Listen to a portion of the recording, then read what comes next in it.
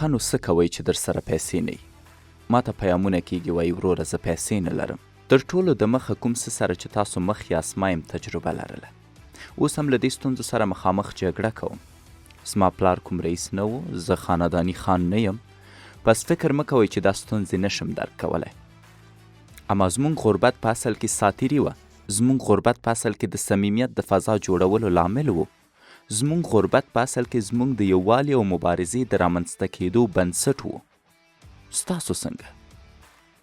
زه غواړم ووایم چې ځینې وختونه خوشحالي په پیسو نه ګټل کیږي او ځینې وختونه تاسو کولی شئ مفلسۍ نه ګټه واخلئ تر څو د پیسو پیدا کولو په نیت سره یو شئ. اما نه، زموږ اکثریت د غربت له امله یو بل خفه کوي، په یو بل نیوکې کوي، له یو بل جلا کیږي او فکر کوي چې داسې به یې حالت بهتره شي. زوی یې کار نه لري، د هڅولو او ډاډګرنې پر ځای رټي او فکر کوي داسې به یې زوی ډېره هڅه وکړي. خو نه، زوی یې باور د لاسه ورکوي او د پیسو غلام کیږي، رواني فشار پیدا کوي او عملي کیږي. که ته په ځان باور ونه لري نو ستا د پیسو پیدا کولو هیله نشي رښتینې کېدی. که ته کورنی حمایت ونه لري نو د کار پیدا کولو هیله دې نشي رښتینې کېدی. نو هر څه چې دی باید ستا د کمزوري کولو په ځای تا ته ځواک درکړي. باید در سره مرسته وشي، باید درته لار وښودل شي، باید لږ څه زحمت وباسي تر څو آماده شي. نو دا د کورنۍ او خپلو وظیفه ده چې په ستونزو کې سره یو شي. ما ته غوسه راځي چې وینم غربت په کورنیو کې د جنګ لامل ده، غربت په کورنیو کې د جلاوالي لامل ده، غربت په کورنیو کې د ستونزو لامل ده. نه، داسې نه ده. ستاسو نفاق، ستاسو جنګونه، ستاسو ستونزې په اصل کې د غربت لامل دي. ډیری خلک راځي وایي ډاکټر صاحب غواړم پیسه داره شم. زه وایم سمه ده، د خرڅولو لپاره څه لري؟ او دوی ځواب نه لري.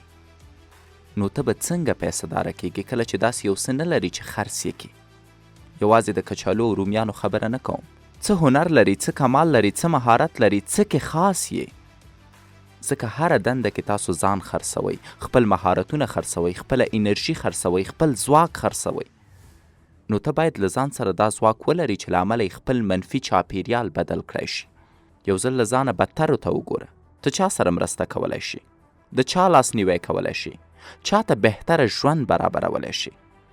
ته باید پوه شي چې په ټولنه کې څنګه کولی شي مثبت بدلون راولي.